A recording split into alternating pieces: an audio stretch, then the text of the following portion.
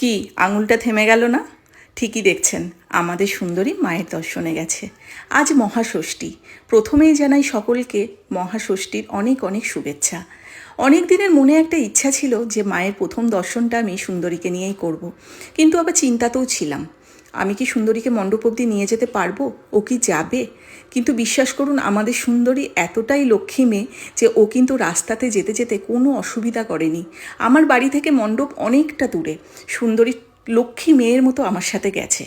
কিন্তু বাড়িতে যখন ঢুকেছিল ও কিন্তু খুব রেগে গেছিলো আমার ওপর। তার কারণ, মা শাড়ি পরেছে কেন? তারপর যখন আমি ওকে বোঝালাম পুজোর সময় সাজুগুজু করতে হয়, মা কি মণ্ডপে নাইটি পরে যেতে পারে, ও কিন্তু বুঝেছে। আর শাড়িটা যেহেতু ওর গায়ের রঙেরই ছিল, তাই অতিরিক্ত রাগও দেখায়নি।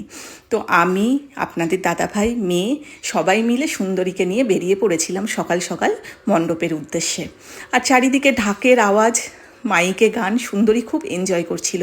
ঠিক মণ্ডপের সামনে এসে যখন বললাম, মায়ের দিকে তাকাও মা, একটুখানি নন করো, কি সুন্দর মায়ের দিকে তাকালো, তাকিয়ে আমার দিকে তাকাচ্ছে।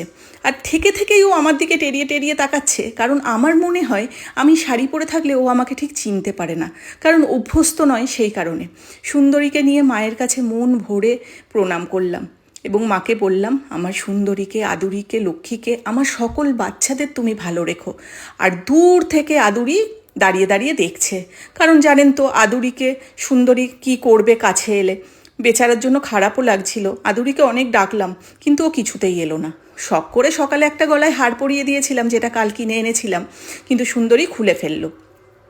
তো সুন্দরীকে ঠাকুরতলায় নিয়ে এসে মায়ের দর্শন করে আমার মনের যে ইচ্ছাটা ও আমার পূরণ করেছে, সেটা আমার পুজোতে সবথেকে বড় পাওনা।